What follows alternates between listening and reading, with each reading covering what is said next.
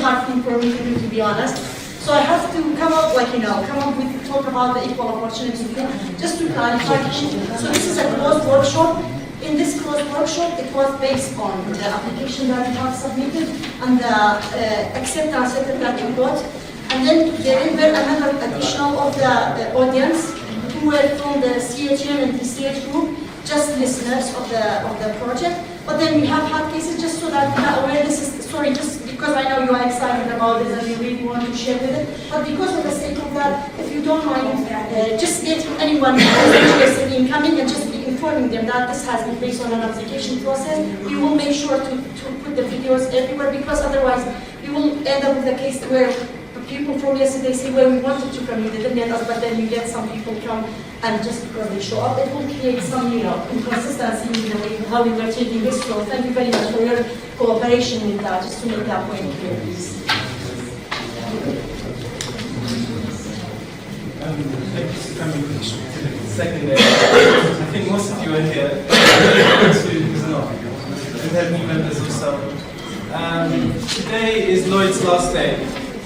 So ask him what you need to ask regarding, he's an editor, as you know, an academic, and he's here until the end of today's last workshop. So please do ask him any questions regarding your own personal research plans, or if you have anything that you would like to ask, anything else. Today's program is really more comprehensive than the one yesterday. It was heavier. So we'll be looking at research questions, arguments, criticality, again, very important. And then after that, we'll be looking at creating outlines and abstracts. So I think that's a really interesting way of sort of listing standards, because the abstract, as we discussed yesterday, is really about sort of the entirety of the research that you're working on. And then we have data collection and ethics, and that's the last workshop. We do have coffee and tea and lunch, and I think that's going to be 12. Yes. Okay, so it's one workshop, and then we go and have lunch. I'd also like to say that we have a dinner from 7 onwards today at Dawa Hotel. So, and that's the 5-star one, not the 4-star hotel. So two separate hotels. And that's from 7 onwards. Everybody here is invited to that. Regarding expenses, for those who are staying in the hotel, I'll do the expenses today in the lobby. So I'll be there until 12 after dinner. So I'll be there. Please bring your receipts. If you don't have a receipt, it's fine. I can figure it out. Yeah. Roger, do you have anything else to add? Just an announcement I have. We just wanted to make sure how many people are coming, because they asked us to reserve. So we need to know how many people. So who can't make dinner from 7 today? Cannot. Who cannot? Cannot make dinner. Oh, cannot. Who cannot come? Cannot come for the dinner tonight, which is the whole team. There's only 2. So 5. Maybe do you want to think about this? Can you show the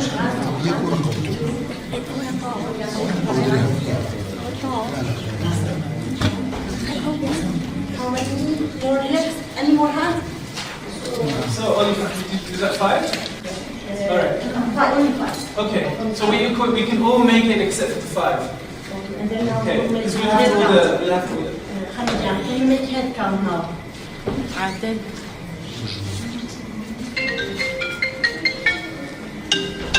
So I introduce Sarah again. Well, I'm going to introduce myself as a way of then having them introduce themselves. So the first thing I want to do today is I want to learn about you.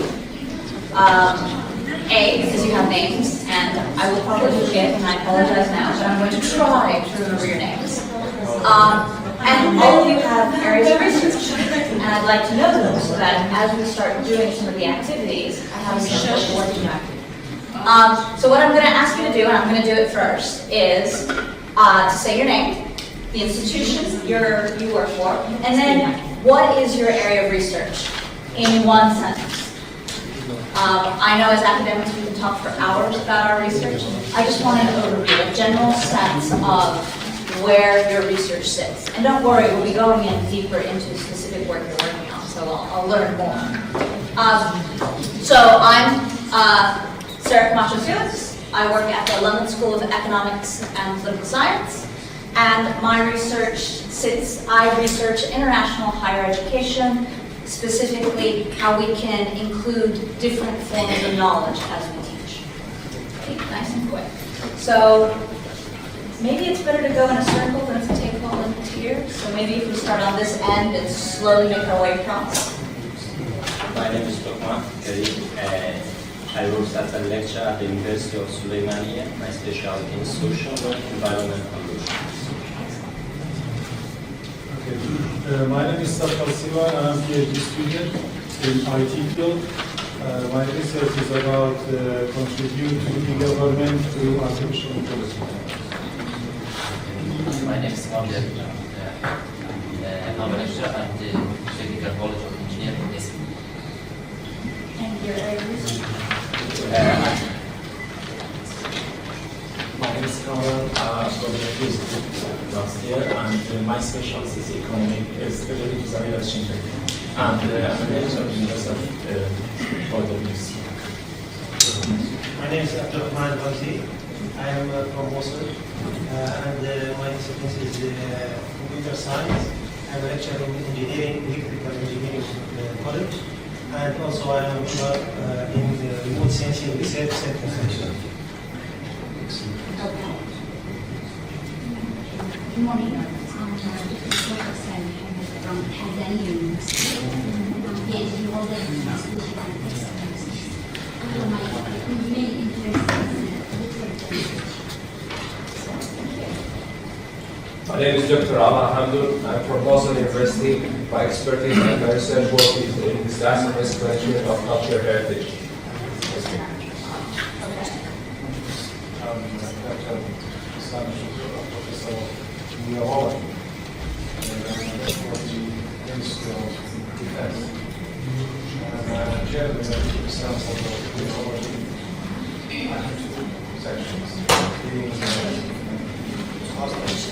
Context.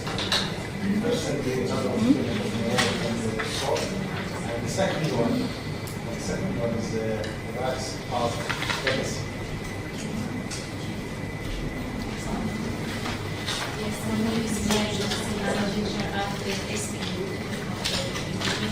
and my specialty is in local energy architecture and sustainable architecture. So, my name is Sarah. You'll know me.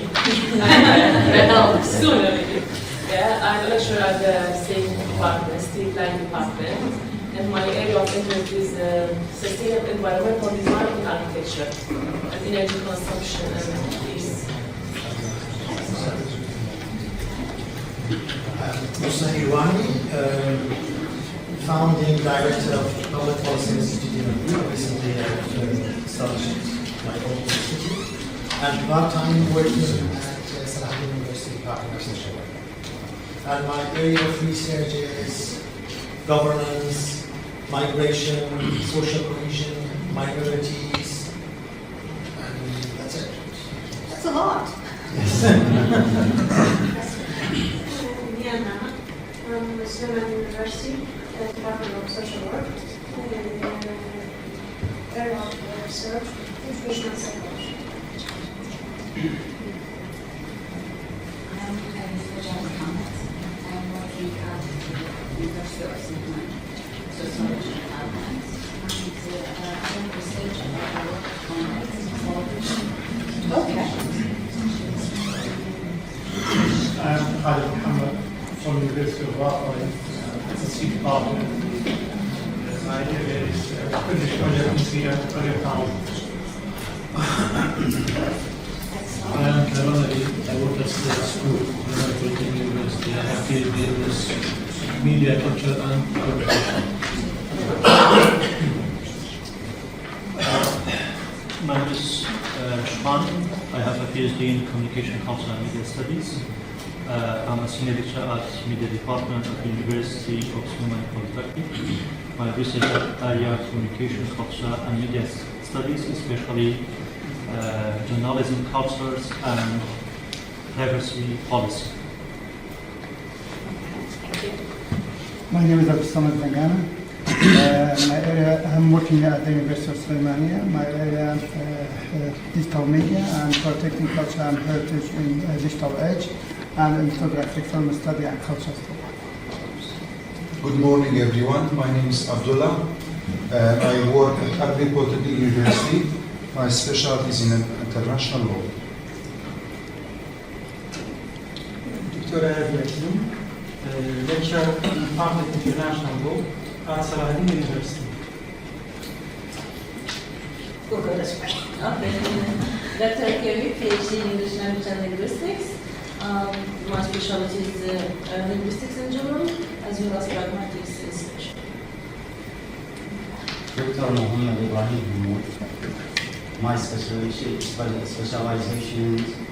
area of study, translational comics skills from English into Arabic. I'm a lecturer at the Department of Translations, my institution, University of Kufa. Good morning, everybody. My name is Dr. Mohammed Shah Mohammed. I'm a lecturer at the Department of History, Muslim University. My major in scientific and intellectual heritage, and also I have PhD in American and European contemporary history, and I'm teaching historical texts at the department. Kozat Ahmed, assistant professor of archaeology at the University of Sulaimani. My specialized field is Syriology. I am Dr. Katham. I am from the University of Al Qadisya in this department. I completed my PhD at Nahrein University. I am a manager of gender equality. Good morning, Dr. Hussein Yusuf Hazmi from Muslim University, my specialty history and anthropology. My name is Dr. Jaafar. My specialty is historical geography and ancient Turkish studies and uniform text. Good morning, everyone. My name is Mushtaq Abdullah. I'm from Mosul University. My main area of interest is in translation studies, especially legal translation. My name is Sulaimani Polytechnic University of Mosul, College of Department of Arabic Language. Good morning, my name is Basil. I have been based in anthropology. My major interesting is about management heritage and museum study. I focused in period between 2014 and 2017. I'm also from the University of Sulaimani, lecturer in physics department, and specialty methodology and counseling science. My name is Aras. I'm from University of Al Qadisya. I have PhD in journalism and political knowledge. My research interests are e-journalism, social media, new technology, politics, human rights, migration, and globalization.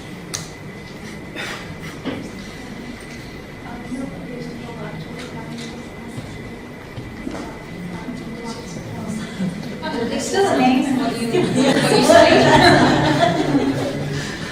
My name is Julia. I'm a master's student at biological science.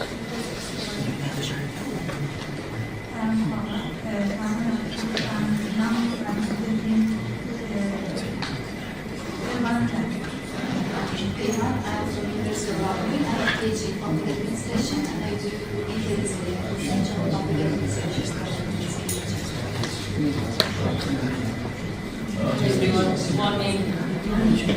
How to I'm a house sociologist. I have a PhD holder. I'm a head of Tourism Foundation Management Department at the Polytechnic University. I'm interested on the sociology of tourism, anthropology of tourism, tourism of development.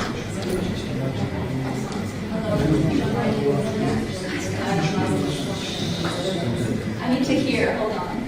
Go ahead and say it again. Okay. Well, and I will still introduce yourselves. Mehiyar Kathem from UCL.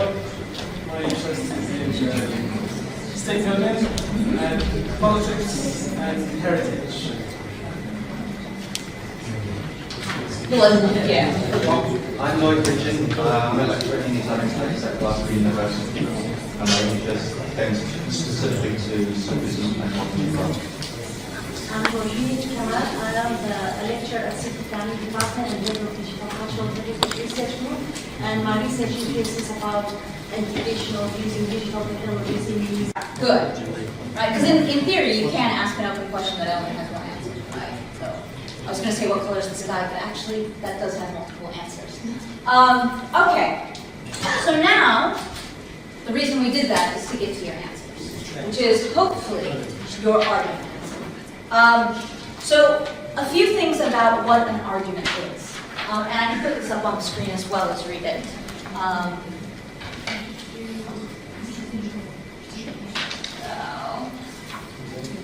So arguments. So arguments are the basis for all articles that you're going to be writing, for all journal articles, for all academic texts, any academic text that you want to be publishing internationally. It's all about the argument. The argument shapes everything that you do. So the first sort of things we need to be thinking about is arguments aren't the facts. Arguments are how you interpret the facts and the data and use theory. So the argument sort of sits above what the facts are. So it's about interpretation. And it's supported through data and through theory.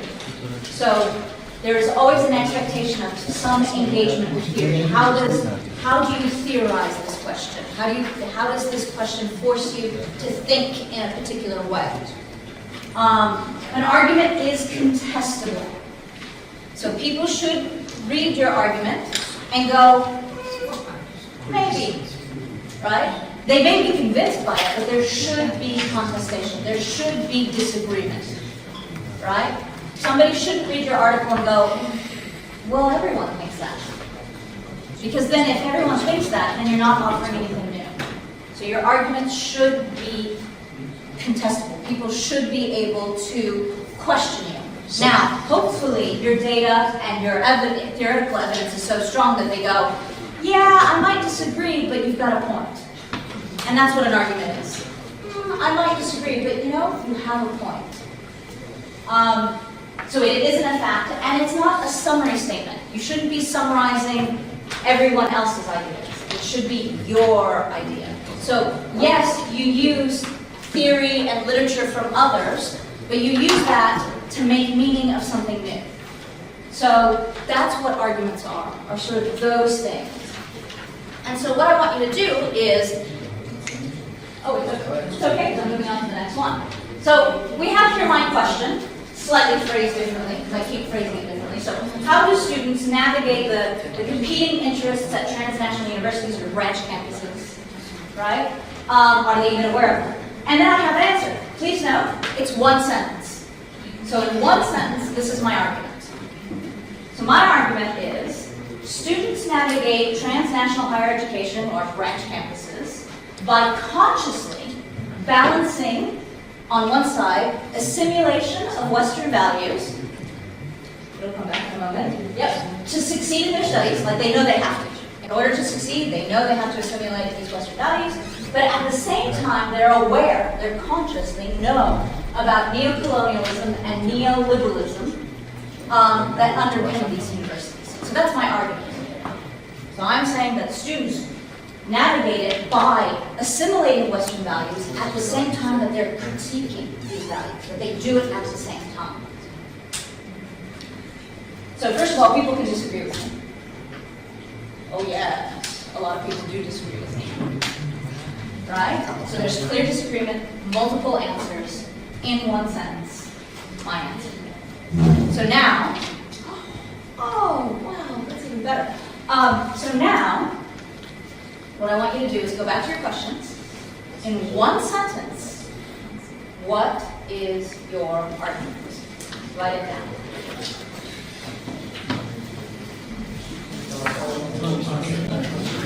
Yeah. So, and it should be answering the question. So mine does answer it. So it should be answering the question.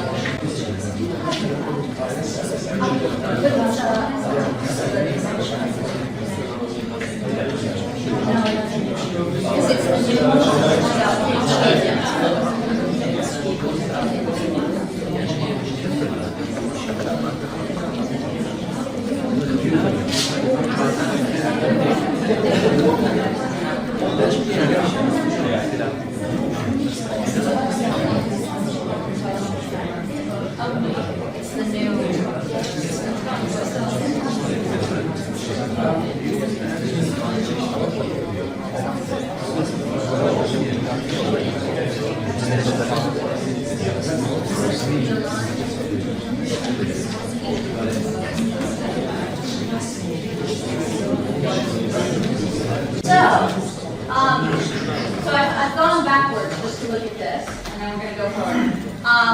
So if we go back to mind, we see, so if we think about what arguments are, so is it supportable facts, data, theory? Well, we don't know yet because I only have one sentence. But we do know it deals with theory because neoliberalism is a theory and neocolonialism is a theory. So we know there's theory somewhere in this answer, right? Let's see, what was the next one? Contestable. So yes, there are alternate views. People may argue that no, they're not assimilating Western values. They're going to also say that the values of these universities aren't neoliberal. Maybe they're altruistic, right? Maybe they are, so there's disagreement. So is it self-evident? The answer isn't obvious. I hope it's not obvious, but maybe it is. And then it's not a fact, and it's not a summary statement. So Are there maybe one or two people who are brave enough to share their answers with us so we can analyze? Sure? All right. So this is how we're analyzing it. So we're checking to see if it's this. So go ahead, tell us your answer. Okay, well, your question and your answer. Yeah, starting from the question, actually, I'm going to read my title, first of all. My title is Media Emerging Democracies, Barriers to Media in Iraqi Kurdistan. The main question of this article is, what are the most prominent barriers to media work in the Kurdistan region of Iraq? And the answer or the argument is, compared to the developed countries, the media work in the Iraqi Kurdistan, which is an emerging society, faces many barriers and challenges. Some of these challenges are related to the ruling mentality of the political parties, and others come from the culture and the nature of the Kurdish society. While there are other challenges that link it to the lack of familiarity with the technical aspect of media. Okay, so... And also the journalists and the NGOs actually struggle to overcome these barriers. In some cases they are successful, and others... So let's stick with the heart of it, which is there are specific challenges, and the specific challenges are, so what were they? They were cultural challenges. Yeah. Political mentality. And the lack of familiarity with the techniques of media. And the lack of familiarity with the technical side of media. Okay, so first of all, we don't know yet if it's supported by facts and data, but we're going to assume it is at this point. Is it contestable? So could people disagree with this? Yes, of course. I see some nodding. Yes. All right. Yes. Yes. It's part of debate. It's definitely a debate, yes. Excellent, great. Is it self-evident? So is the answer not necessarily obvious? And think internationally, not context, because maybe in this context it's obvious, but if we look internationally, it wouldn't be. Right? Okay? So it wouldn't, depending on what you claim that the political mentality is, because we don't yet know what that means, that might not be obvious, especially if you're working in different political systems. Political systems will have different ways of operating, and therefore it won't necessarily be obvious that that can be a barrier. Cultural barriers, once again, cultural barriers in general. Details of this. Yeah, and so I'm assuming, which we'll talk about this later, you're going to then break up your article into like the specifics. In general, I have divided the barriers into 3 or 4 fields, and then each of them has its own details and, parts. Okay. Thank you for doing that. Would anyone else like to respond? Oh, now everybody does. All right, well, I actually think your hand went up fastest, so we'll go to you next. The title of my proposal essentially is a pragmatic perspective to the translation or to the English realization of Arabic violent expressions that we are using in daily conversation. Okay. You know that violence is a very shocking title nowadays. And when you're talking about violence, what comes into your mind, civil wars, this armed conflict. However, violence lies even in our language, and there's something in such expressions. So what I did is I made a questionnaire, I sent it to many people, writing some questions about what would you say in so occasion, what would you say? I got with a list, in Arabic of course, and I asked trainee students from the Department of Translation in Muslim University to translate these terms. And after, what are the challenges that these translators would face in translating these terms? This is very critical, serious area, okay, into English. What comes into my mind is that they are going to translate them literally, most of them, because they are not in contact with the other culture. And here culture is a keyword in my research area. And when talking about culture, there is something to be inserted here, which is ideology. Because what is accepted in one culture cannot be so in the other culture. If I am to say to my child, I'll kill you, الا اقتله الا اذبح اخلص عليه يعني اطلع عينه يعني can I say I'll take your eye from this place? This is usually uttered by the mom, the dad, even the wife and the husband, between friends. So how the English native speakers realizes these expressions? And I'm going to send another questionnaire abroad. Someone, I consulted someone and he promised to help me with doing such a questionnaire. I'm going to ask about the same occasions that I asked for the Arabic speakers. And on the light of the answers, I'm going to base my assessment about the translation of the speakers. Okay. So my main question is there one-to-one correspondence? Well, I felt that there is no one-to-one correspondence, but I got some answers. Someone said that we use some of these expressions. Okay. Okay. So this is my point. So what extent? So it is debatable. There is an argument. It is contestable. Well, your question is, but I haven't heard your answer yet. So your question is, to what extent? So what is the answer? To what extent is it? What extent they use such violent expressions? So that is the question. So what's the answer? If it is, if they are going to use these expressions, I'm going to compare them with the translation to see if we can have one-to-one correspondence. Okay. So when you're writing your article, you need to tell us if there is or there isn't from the beginning. So you need to give us the answer immediately. So it's not to what extent is there is there one-to-one correspondence in realizing the Arabic violent expressions in Well, because that's a yes or no question, right? And so we need to open that up a little bit because as you've already implied, it isn't a yes or no answer. The answer is it depends, right? So it's more of to what extent is there? So at what level do we have it? And so your answer has to be to what level? So how much correspondence is there? Well, to what level it is related to the challenge that becomes difficult. Okay, so it's about the translator. So your answer is it depends on the translator. The translator's experiences influence. That's your answer. So that is what you want to write down. So in your journal article, in that introduction where you have to state explicitly what your argument is, your answer is it depends on the translator's experiences and knowledge, and cultural knowledge will shift whether or not it's one-to-one translation. Yes, I said so.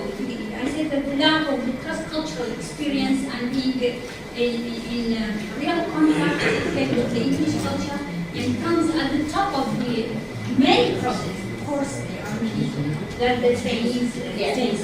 So that's your answer. So that's the importance of separating out the description of what you do in the question and what that answer is. So you need to be very clear and straight to the point with the answer.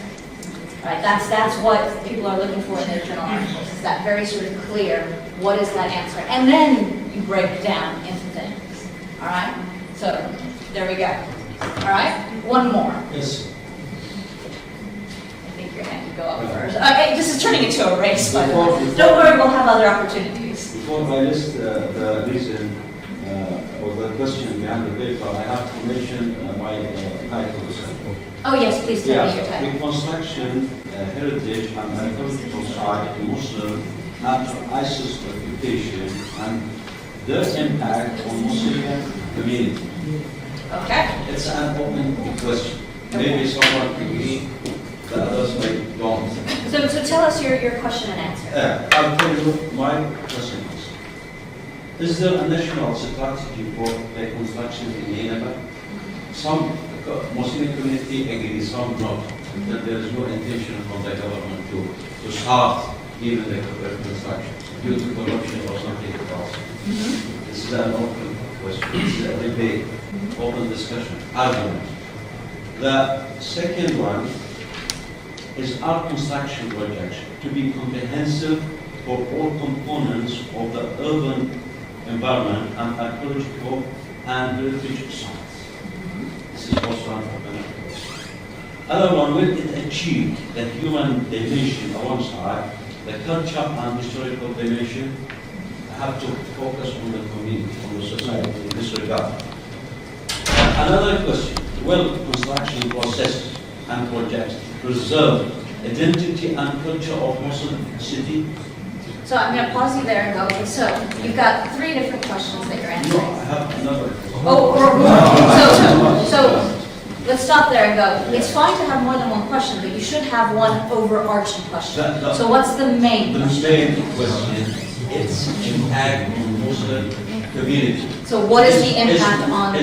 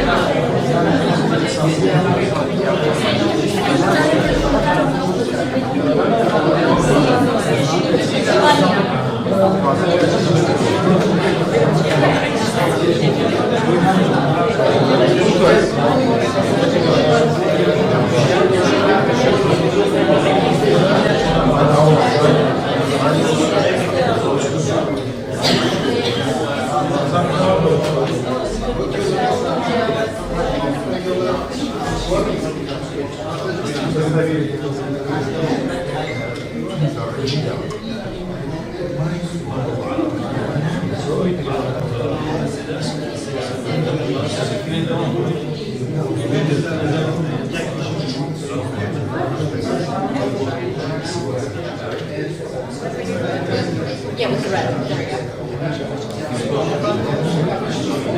All right. All right.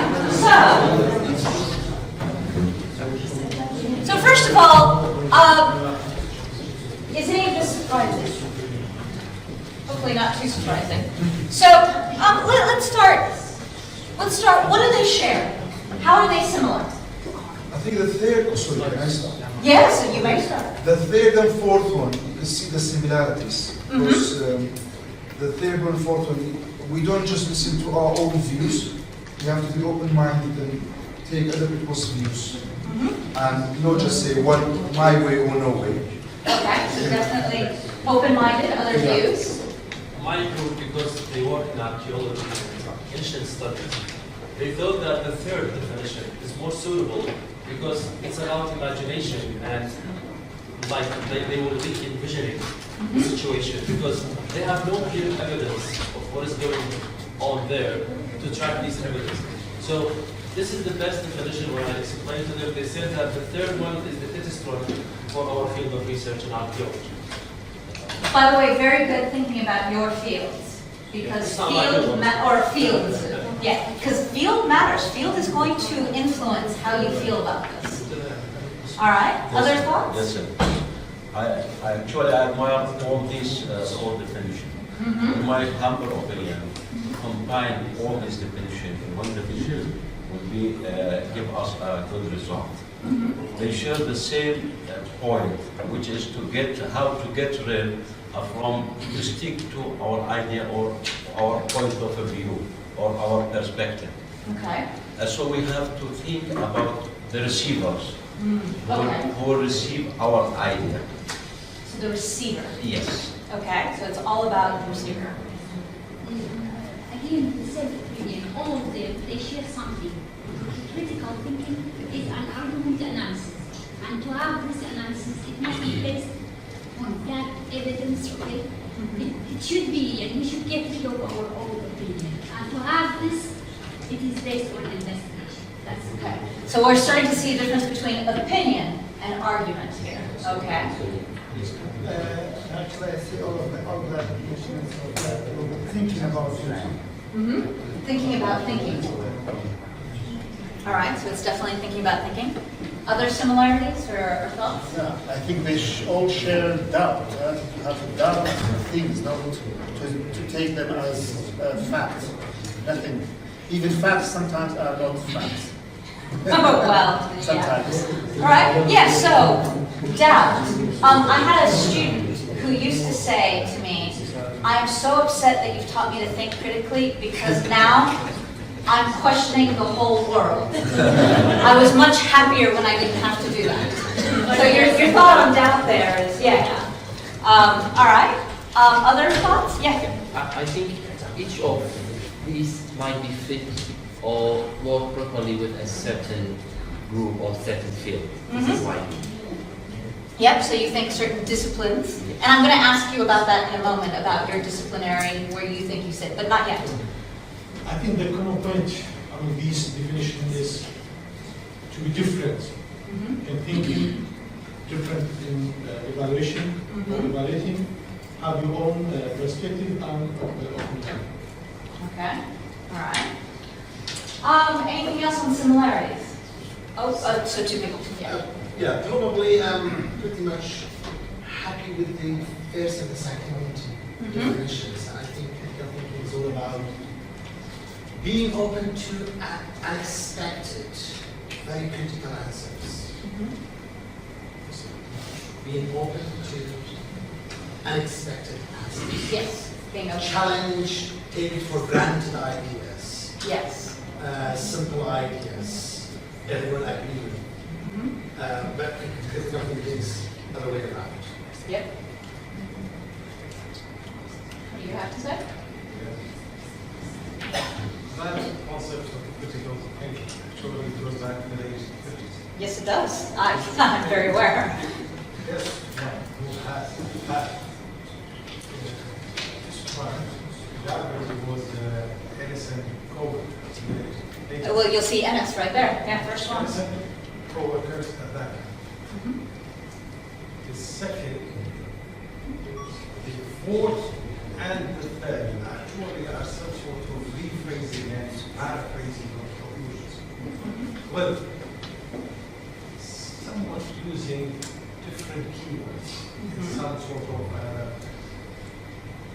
expression, but in general. And psychology, analysis, neurology, the best one who fits the leadership all the time, the leadership, is the last sentence of books and colleagues, and that would be in 2010.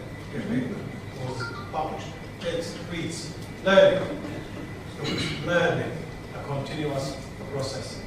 To see, to comprehend, to analyze, the whole picture you have already highlighted in red. That is a critical keyword. And that would be the second point. The connections with your social background, economy, and etc., is the basic tenet of critical thinking. That short sentence, 1, 2, 3, it's about it. Yeah, it's actually a nice, concise, short, easy to read sentence. That last one summarizes the whole concept of critical thinking in a very basic and simple way to the leadership, out of context in psychology, of course. So leadership. Therefore, all of them are more or less the same with different forms of expressions. How to use your language, to learn, see, connect, come up with something. So now I'm going to be a bit challenging now, because that's our point. And I do this quite often, is words have meanings, and while we do have words that have similar meanings, they're never the same. And so you're absolutely right that they're using similar words to express what critical thinking is, but these words do have slightly different meanings. And so that does lead to slightly different interpretations of what critical thinking is. But basically, these are all arguments of what critical thinking is. So now, in light of that, what are the differences? What are the different definitions highlighted that are different from each other? What did you see that was different about each one? So the first, so looking at them, how is the first one different from the others? How's the second? How's the third? What differences do you see? The third one belong to how to judge our, or how to answer our questions belong to others. That means if we have a questionnaire, that means others will judge or to achieve our findings by answering the questions. That means we use our imagination, seeing things from the perspective of. So that imagination being really important. Yeah. Okay. Yeah, I think the first one concentrates on analysis, one another on how to see things, on envisioning, imagination, and the last one on questioning. In these perspectives, they are different from each other. Yeah. Go ahead. The first and the last one, they are connected because the first one is still, and there is a highlight about facts, evidence, okay? And finally, he said that it should be, we should get rid of our own opinion. So we shouldn't insert our opinion. Rather, we have to investigate because it's related to fact or this evidence. Okay. So they are. So in a way, the first one, the third one helps us do the first one. Okay. Yeah. Go ahead. The first one and the second one is more justifying, is using more analysis, more evidence to be justifying, while the last one is like more practical criticism about it. And the third one is using different ideas, different values, different, especially when we're using imagination, that's mean different reality. Okay. Is there a hand over here? Oh, okay, yeah. Yes. A slight difference, I think the third one is a little bit, I see sort of contradiction here. Imagination on one side and perspectives of others on the other side. But if I compare it with the first one, the first and the third one, there's a sort of differences. The first one highlights more the evidence or the reasoning, the linkage between our propositions and the conclusion that we did. But the first one is more close to, or sometimes imagination fills into the form of opinion. Okay, so imagination, so whereas the first one's deeply rational. It's based in the rational thought, right? The third one with imagination can be, if we think about what imagination is separate from this, it can be hyper irrational, right? It can be, so there's something about a balance going on there. Okay, all right. The last part of the third tries to, make that balance. Yes, yeah. So imagination for a specific purpose. Exactly. Okay. Did you have this one? Yes, I get it. All of them. More or less alike. It's a form of rephrasing and paraphrasing. It depends on how the reader should complete things. What is on these sentences? Still just the core feature that makes each and every what you need is the how to get rid of bias and facts.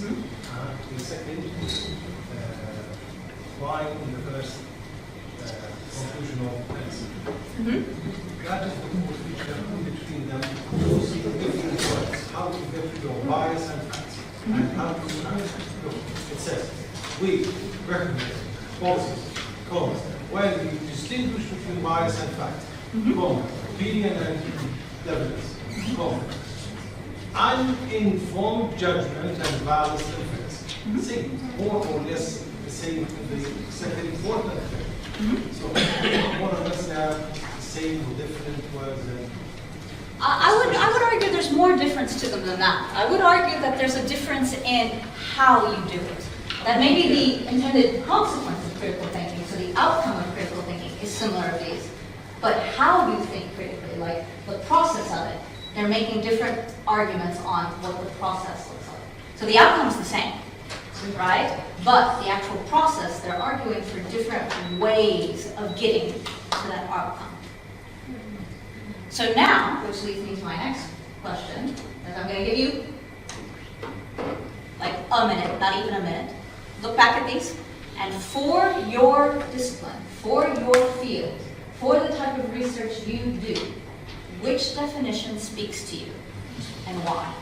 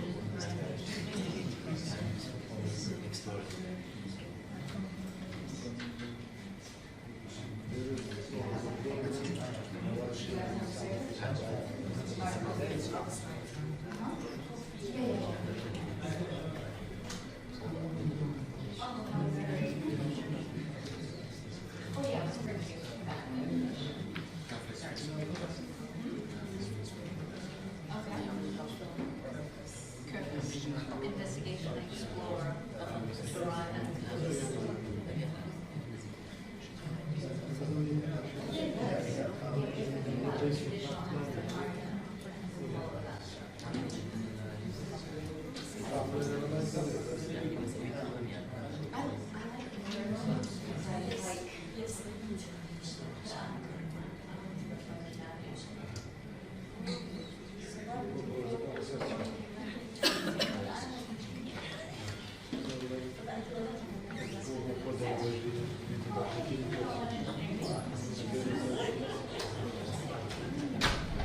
All right. So, who, just a show of hands. Hold on. I'll get to actual comments in a moment. I just want to get a sense of the room. So, a show of hands. Who likes the first one the best? Just a show of hands. Who likes the first one the best? 2, 3, 4. All right. 5. Okay. Who likes the second one the best? You mean for our field? Well, yes. I'm assuming you're looking at it through your field. Yes. All right. So a few more. What do you like all of them? Huh? What do you like all of them? Which one do you like the best? Like if you had to rank them. Of course you like all of them. They're all good. I chose them. It depends on my principle. Of course it depends on my field. So we cannot agree, all of us, about one definition. Oh, if there was one definition that everyone agreed on, this lesson would be very fact. different. This is the fact. Yeah. All right. Formulate your question. Which one do you think that most fit with your? Yes. So hold on. I'm still getting a survey of the room. Hold on. We haven't gotten to the third one yet. Who likes the third one? Okay. All right. Who likes the fourth one? Okay, so we're all pretty evenly split amongst the four, right? That is good. So, in a bizarre way, what I've just demonstrated is 4 different arguments that are contestable, that different people agree on, that are saying slightly different things. All right, so for those of you who like the first one, why? Why do you like the first one best? They're all good, but why do you like the first one best? Yes? In my field, I use media and journalism. I find many terms and phrases related to my field, like argument analysis and bias analysis, how to distinguish between them, how to recognize policies and opinion, evidences, and so on. So the terminology really suits the field of media.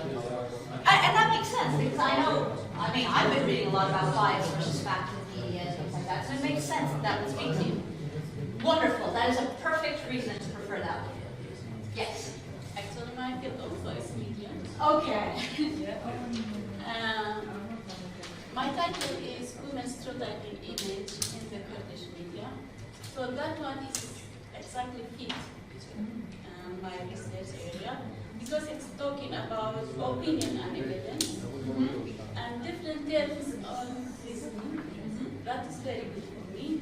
And the most important thing is judgment, because society sometimes has their judgment, and for me, because I don't have to have a free judgment, that's very important. And bias and fact, it's very popular in media, so that one is. So also based in that media sense that the first one really speaks to it. All right?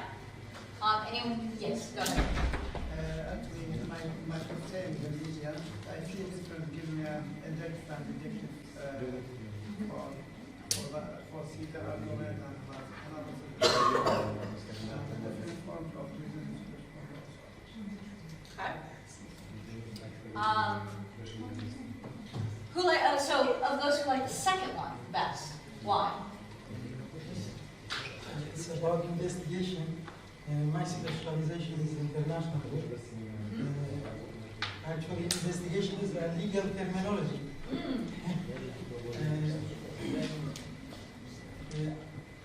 Actually, I worked in a research about ISIL crimes against Iraqi minority in light of international law or criminal international. I compared what happened on the ground with legal texts. Yes. Then I reached the result of my conclusions about. I reached that is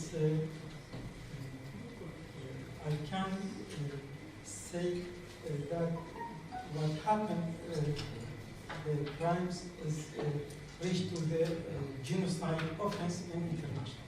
So you're definitely using that sort of integration of available information to reach a conclusion that is justifiable. So you really like those words speak to you. Yeah.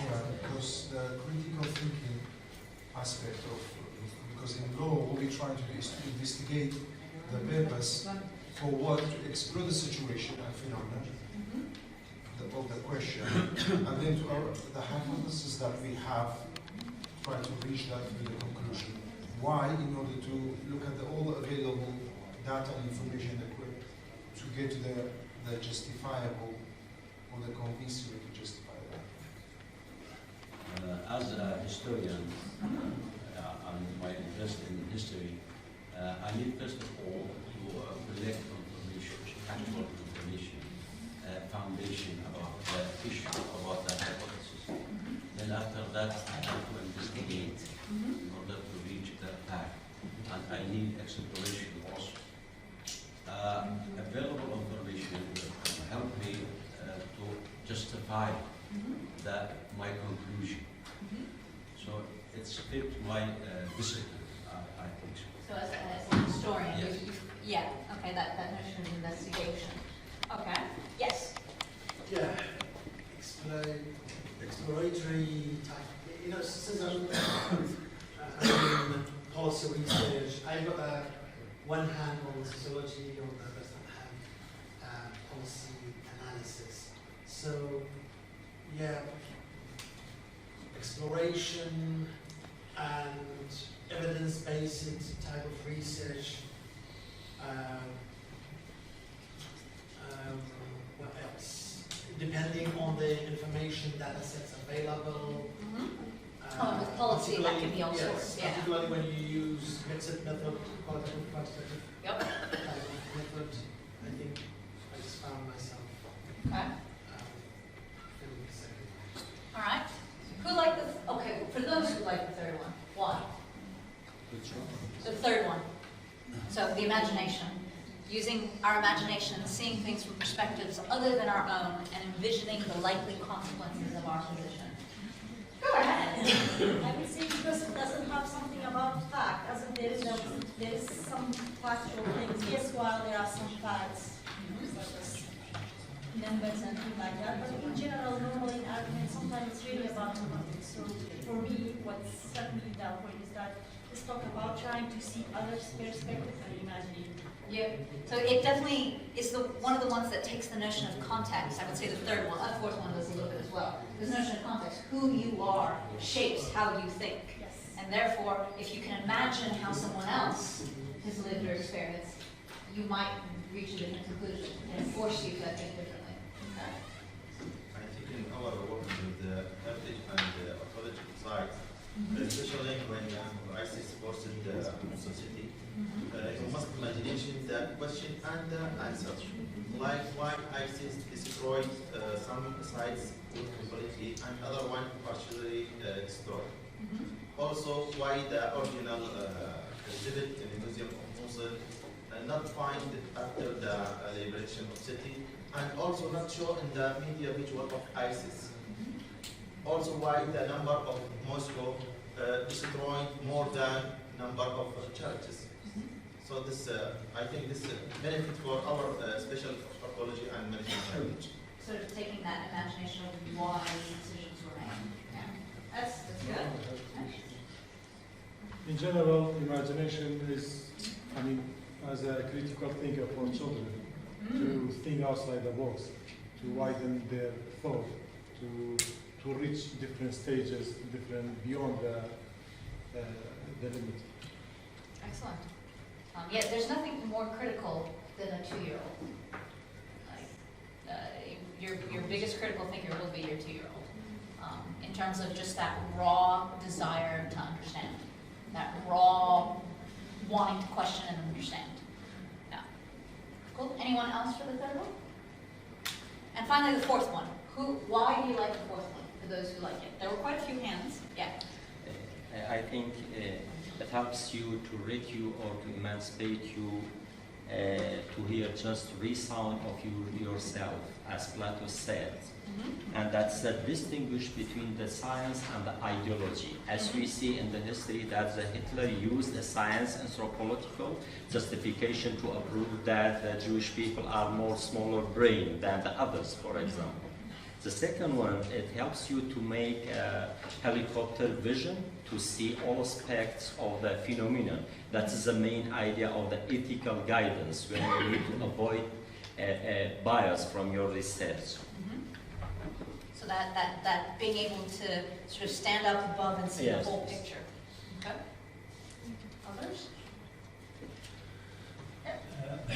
For social sciences, perspectives, opinion, views are not facts. So I think the fourth definition is a perfect definition for social sciences scholars, especially when he or she says it requires us to understand that not all of us can be right all the time, and that the shape of knowledge, It'll come up. the There. shape of knowledge is constantly changing. Yep. Yeah, I do like that notion that we can't all be right all the time. I think that's just good to remember regardless of what you're doing, right? Okay, so I'm just checking the time. So what I would recommend you do is, so what you're going to be doing in your articles, you need to demonstrate critical thinking, right? And so by choosing which one of these, and it may be multiple, I'm going to show you my definition in a moment, by choosing one of these, or multiple of these, be rereading these definitions as you read your articles and go, am I demonstrating this? Am I showing that I have done this in this work? And be very critical with yourself. Be very honest with yourself. Have I shown the reader that I did this? So it's not did I do it, because I'm going to assume you did it. It's have I shown the reader I did this. So as you write your articles, as you're trying to get the definition, keep this next to you. And as you reread them and as you edit them, ask yourself, have I done this? Now, as a concluding slide for this morning, this is me. I'll give you a moment. Because I can't, as a true academic, I can't help but throw myself in there. So I do what somebody was suggesting over here we do, combine all of them. And I look at it as a process. So the first step is analyzing others or analyzing yourself. So do I have any fallacies? Have I made any logical mistakes? Am I operating off of bias, or do I have actual factual data in here? Am I using evidence, or is it empty opinion? And that's the big difference between argument and opinion. So both argument and opinion are debatable. People will disagree. But an opinion is just, you have an opinion and you've never researched it. Whereas an argument is an opinion that's based in evidence. So do I have my evidence? And then, do I have tacit assumptions? So tacit meaning I don't say what my assumptions are, but when I read this I can tell I'm working from an assumption. Or do I explain why I start from a position? Do I explain why I think this way? All right? Do I draw conclusions? Do I have a conclusion that comes out of this? What are the final concluding implications of this? Have I considered all the available information in trying to answer this? And if I don't, why not? It's impossible in many cases to have all the available information. And so if you can't get to it, why not? And as long as you explain why not, that's okay, but you need to have considered that. Have I justified it? Am I convincingly justifying my argument? Have I considered other people's perspectives? Explicitly, have I looked at other scholars who think different things, and have I considered them in my work? You have to acknowledge the difference of opinion. You don't have to agree, but you have to acknowledge. And then, as part of that, what are the consequences of my view? So if my research, if my argument is true, what are the implications of that? What are the consequences of that? And that should show up somewhere in your conclusions. What are the consequences of this argument? What does this mean? And then, once again, pulling from hooks. Have you rid yourself from your attachment? Have you been able to let go? Have you acknowledged that knowledge has changed? So if you're relying on research that happened in the 1950s, and not talking about research that happened in 2012. Update. Yeah, knowledge has changed, so make sure you're updating it, right? And then make sure you see the whole picture. Like, what's the big picture and how does this argument connect to that big picture? And according to my watch, it's exactly Well done, well done. But any questions before we run off the notes? So this is sort of like the base, and then everything is built off of the base. Okay, well, as far as I'm concerned, it's all wet.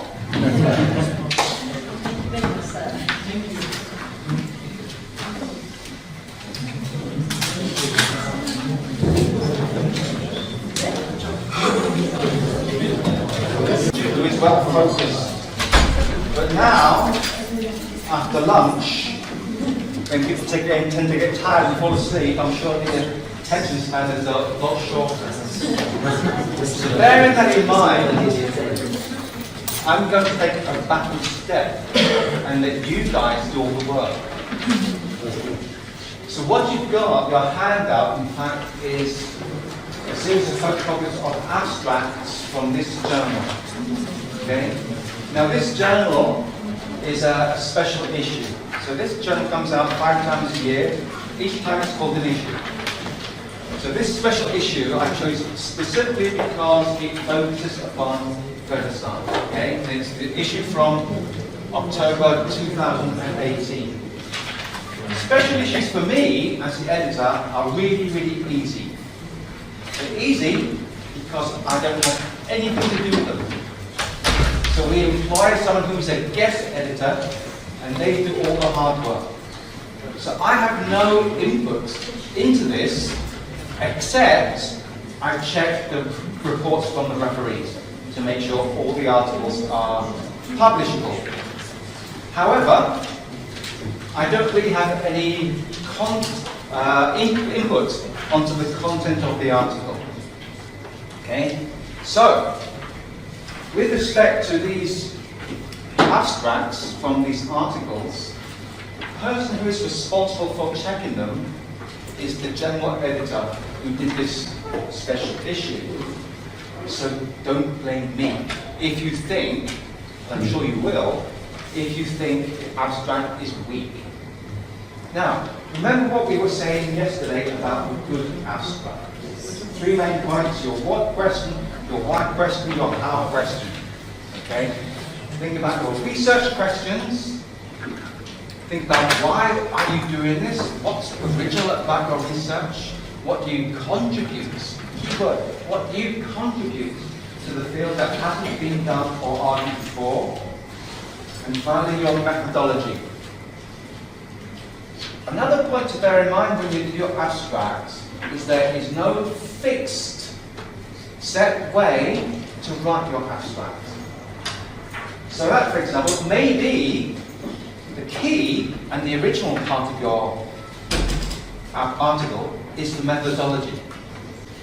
That might be the original aspect, in which case in your abstract you should highlight that, give that more importance in terms of the volume. Okay? An average abstract might perhaps divide the volume of the content into your what, why and how question equally. But that doesn't necessarily have to be the case. So long as you have those 3 elements, I'm sure the editors and the referees will be happy. Now, what I propose to do is to look at these abstracts in the short space of time that we have. Now, I realise that some of the English is a bit dense and is a bit English, okay, so it is a bit difficult. So what I propose to do is give you about 3 to 4 minutes to read it, and then my colleague, Professor Mushtaq over here, is going to roughly give you an indication for those of you who aren't sure what it's all about, what this abstract is all about. Then I'll give you a few minutes to mark out what you think are the good points and the weak points, or if there are any points that need to be discussed further in terms of a breakdown. And then we can have a general discussion about it. Okay? So I'll give you now 3 minutes to read the first abstract, the article, State and Non-State Interactions in International Relations, an alternative theoretical outlook. Okay, so have a look at the English, see what you make of it, and we can discuss it after that. Just, I think the order, some of them... It's different. Yes, just because some of them were stapled in different order, just to make sure that you... State and non-state interactions. State and non-state interactions. So for some of you that would be in the second page. Is that for all of you or some? All of us? No, then just so that you know. So it's the one, it's written state and non-state interaction. That's what the abstract that we want to... So the author is Mariana. Yes, Sharon Mariana.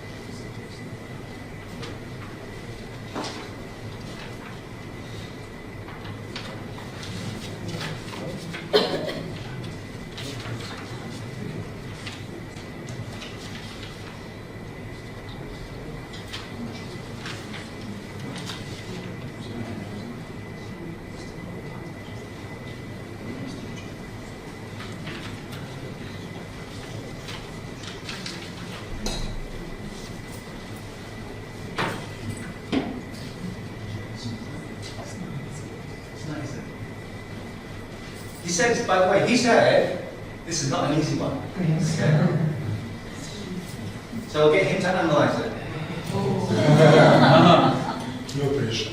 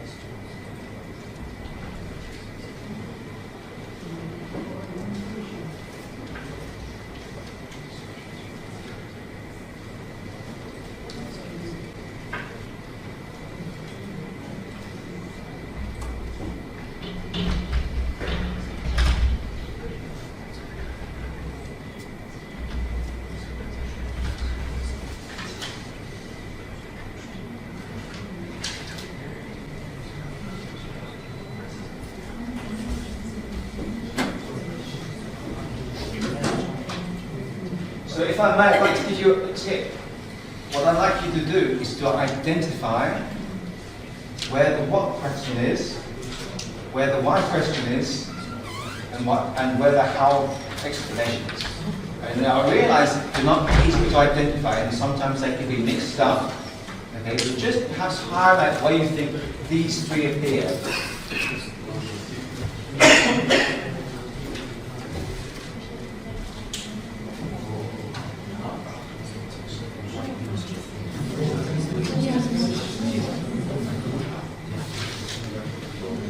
That question. Do you need more time to read through? Is it okay? Mushta, would you like to maybe give a brief summary of what was in that? Anyone needs help? Translation.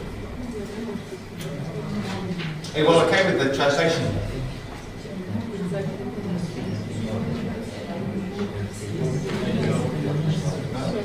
Okay, so if there's no one that needs any help, let's start and look at the abstract. So, who's going to be brave and say where the what question is? Is that a question to the... Yeah, what question is, this paper offered alternative. There's a contribution here. So trying to add contribution for alternative for theoretical output informed by empirical findings. And why the question is existing theory, trying to explain existing theory, and their strands along with critical meta theory might have proved valuable as tool for approaching. This is the reason. So that's why, and the reason is yet the main school of thought appeal neither to give adequate coverage. So this is why, and this is the reason for why. And how the study suggests that international relations need to go beyond the existing paradigm that are either agent or structure oriented, and find it is remedy first. So this is my Fantastic, fantastic. I think though that the key to the how is also included right at the very end, the last sentence. Okay?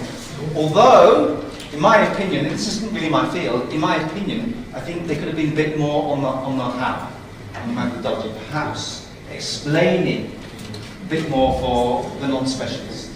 But you've got the three key points, so fantastic, well done. Did you all get that?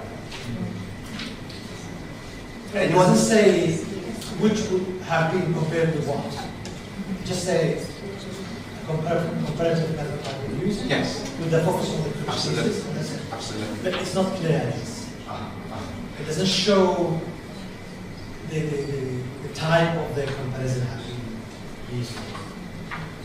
For you guys, it might be instructive to know that if I read this as the editor of the journal and I was supposed to make a decision about whether to send this to referees, okay, 2 are explicitly clear. The third one is a little bit vague, a little bit ambiguous, so maybe 2.5 out of 3. Oh, it goes to the referees. Yeah. So this will be fine, okay? What I'd like you to do now is look at another one. I'm afraid the pagination is a bit difficult, but this one has been written by a scholar by the name of Ofra Bendio, contextualizing the Kurdish national project, the failed Iraqi nation-state thesis. Okay? Contextualizing the Kurdish national project.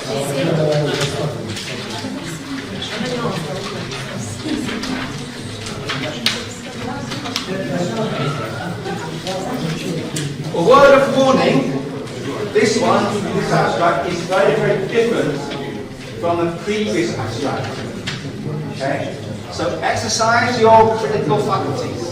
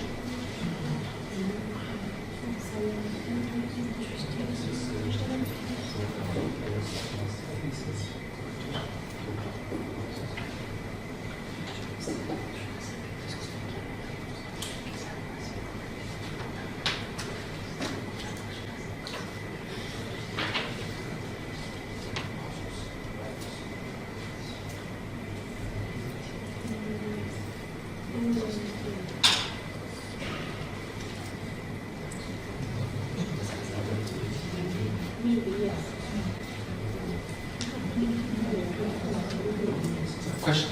No, sorry.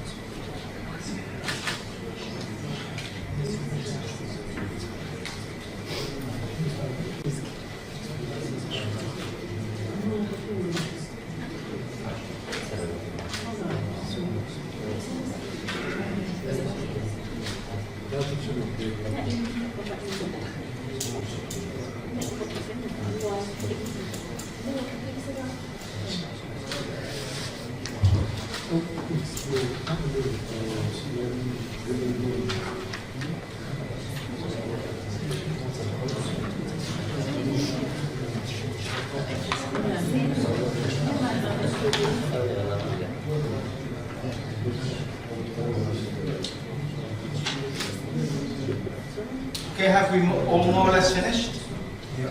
Should we go on? Any brave volunteer?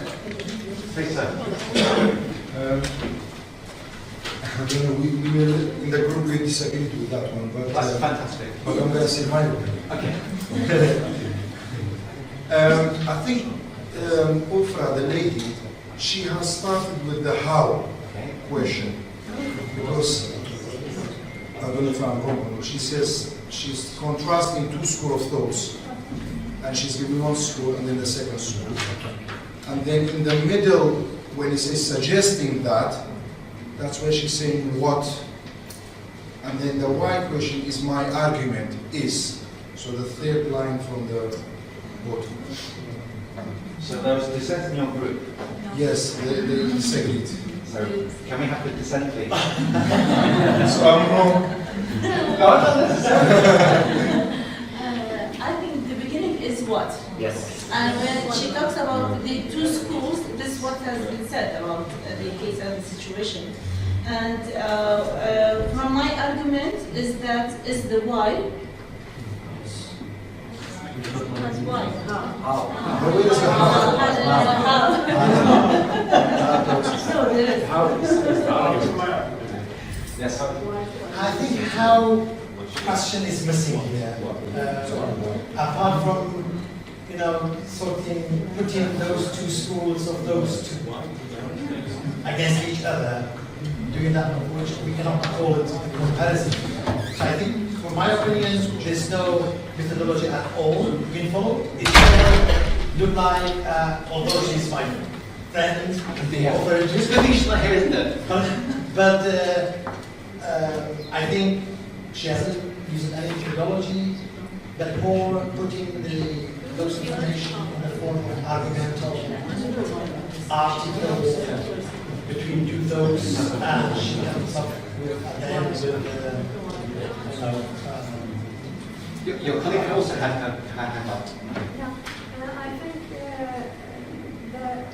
that Iraqi nationalism never struck roots in Iraqi soil, and after that is the why.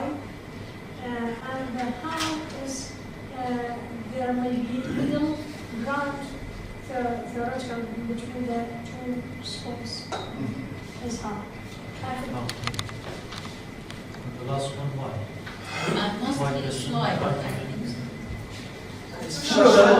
Shall I give you my verdict? Yes. When I read this, okay, exactly the same as you, I was looking for how. And for me, personally, it's just not there. At all. Zero. In terms of the beginning, I read this as a why question. Okay? And the what comes kind of like in the middle. If I had been responsible for adjudicating on this, I would have sent it back to the author and asked her to be more explicit in terms of her methodology. Bring out what she brings to the discourse, how is she actually going to go about investigating her research question. So it wouldn't have been a complete and utter failure, it would have just been a kind of revision. One question then, but that's for me, because to me, it feels like the why question is not there, but I just want to understand whether I am getting your point clearly on the why part. Because for me, why mean as a contextualizing why this matter is important to be studied. So the reason I thought the how is available, but maybe not in a very clear way, was that here it says, by comparing two school of thought. So this is how this person is. Now what would be, this article seek to analyze the British situation, but then the how would be by comparing two thoughts. That's true. And then the why would be, but then that's why I feel like why, because why this is even an important issue. But I think the very first sentence, the first three lines at the top are perhaps the why question, but to make things more explicit and to make things easier for you guys, you might want to think about your why question in terms of a question, whereas she has many questions. I think that's maybe a stylistic decision that authors need to take. I'm not saying that might always better. You do it to way but you know, if you want to make it more explicit, you right in the face of the reader, you can't be better to Okay,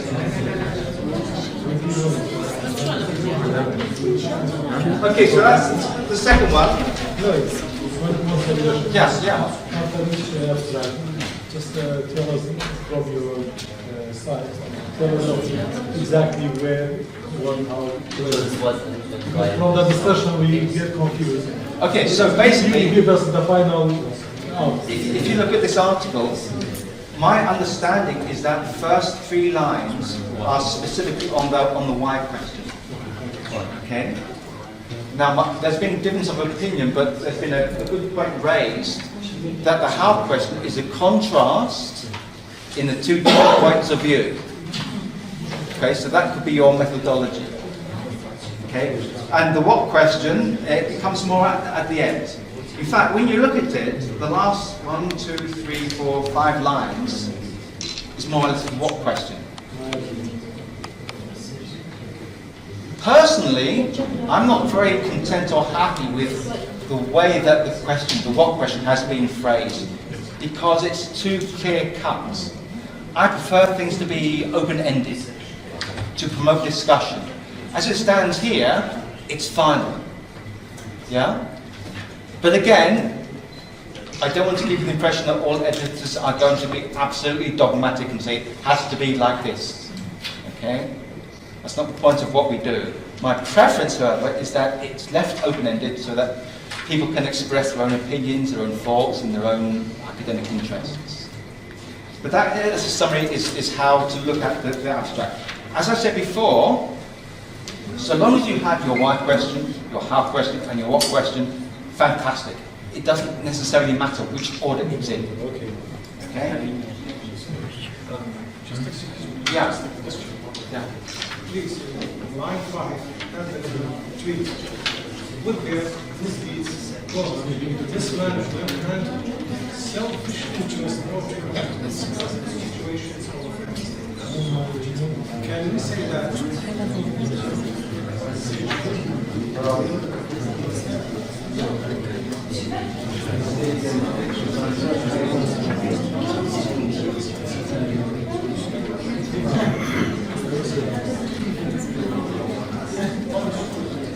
Good. I think so. I think it's because she's associated. Like you.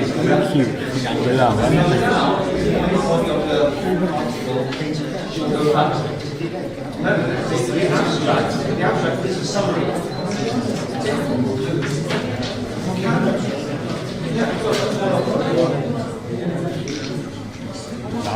Camera list.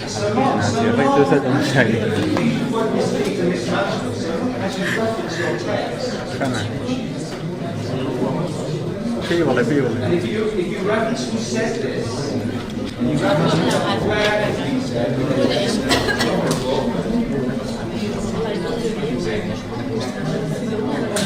I just want to add, as you say, is the first 3 lines is why, because she's saying analyzing it, so she's using methodology to try to analyze why and when we say my argument, it's like contribution, like the what here, like the question is like contribution.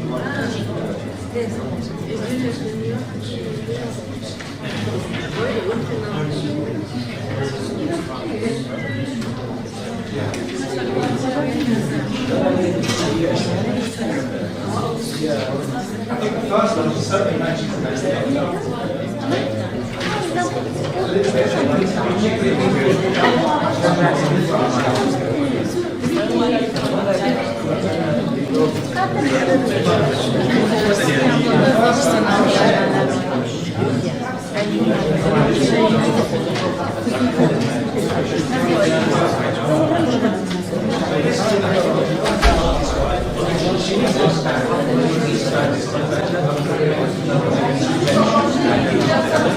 Have you all registered? Do we have everyone registered? Do we have everyone saying on the list? Just to make sure.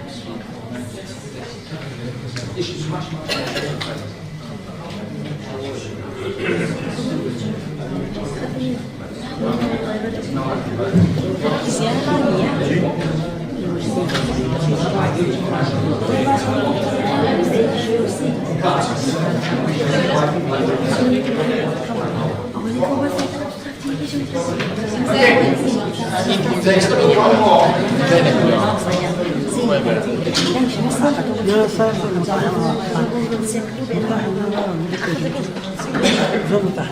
Can we look at an article by Rashmi Sadiq? The article on the impact of the English language in several Kurdish dialects on media discourse.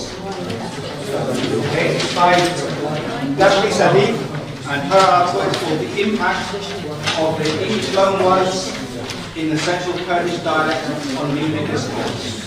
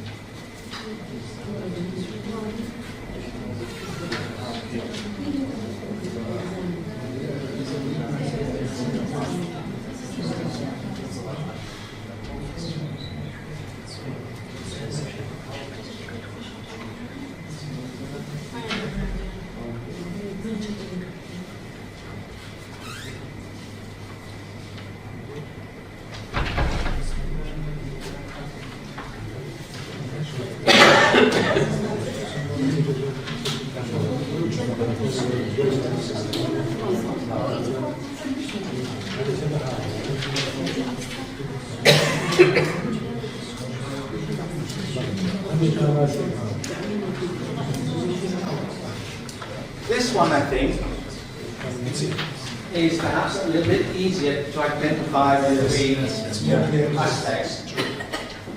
What I would like to do, in addition to identifying these three aspects, is comment on the overall weakness or strength. What do you think? Is it a good abstract or is it a weak abstract? If it's good, why is it good? If it's weak, where are the weak points? Yes, sir. I think it's a good abstract, particularly using those signposts. When you say this article analyzes this, that's that. So it says about what, and when it says because those weakening words, direct us to the why type of question. Okay. And methodologically, same way it says how. Answers the how question. Okay. Any other views? Very straightforward. Very straightforward. Okay, we have one for the straightforward case. Any opposing ideas? Do you all agree that it's straightforward and clear? I think the last part is quite straightforward. Yeah. Because it just mentions that methodologically the study what it's trying to do. And it says now I know what the article's final conclusion are. Also, it tells me the results indicate that, so I know the results as well. What then might be added to make the abstract stronger? May promote discussion. How? What might be added to promote discussion? What might be added to make the abstract stronger? Why? It is rather vague and short. Provide part is short. What part is short? So the what part is in fact, sometimes it's very difficult to disentangle the what and the why. So in many aspects, my own personal opinion in this abstract, the first half deal with the what and the why together. Okay? What is missing for me, well, it sounds sad, but what the author could have done to make the abstract stronger, I think, is to indicate why she's doing research in the first place.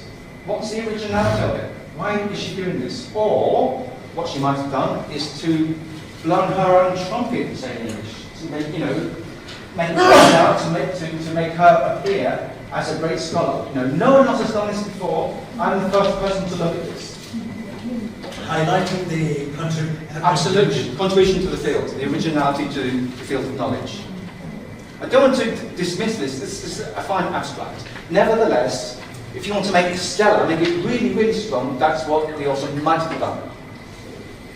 One point Yeah. difference with what the title is about the impact of English language on the Kurdish. Why she mentioned the Arabic language? What for? There is no need. She spoke about the English language and the Kurdish. I think as a background, she inserted some further. This should be done with It depends, I take the point, but certainly it depends on the extent to which the mention of Arabic loanwords as a construct to compare the English loanwords is discussed in the article itself. or either she should add something to the title with reference or in comparison with the Arabic language. Anyway, that's a nice abstract in my view. Do we have time for one more before we go on to outlines, or should we? One more? Okay, can we do one more, please? The next one to look at is simply called Gurani, Classical Language on Kurdish Literary Idiom.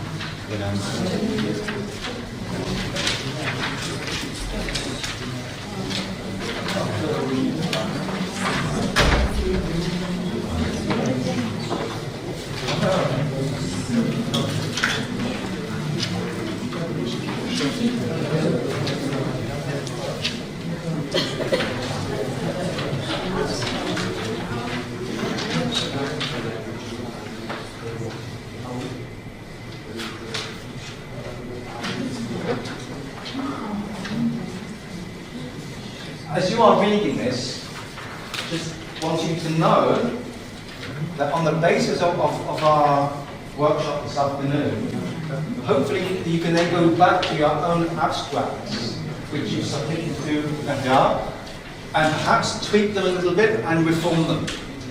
If you want, only if you want, there's no necessity, if you want, email them to me, okay? And I will look at them, I promise to look at them over the course of the next 2 or 3 weeks and give you some feedback as to whether I think they are good or points to reform, okay? So it's not a futile exercise being here. I mean, there's some practical benefit for you guys if you want to take advantage of that opportunity.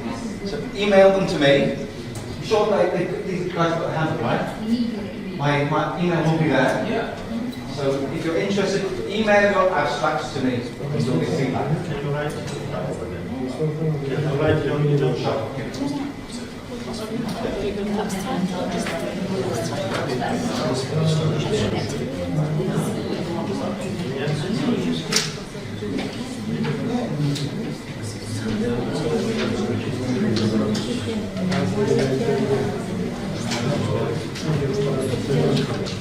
Between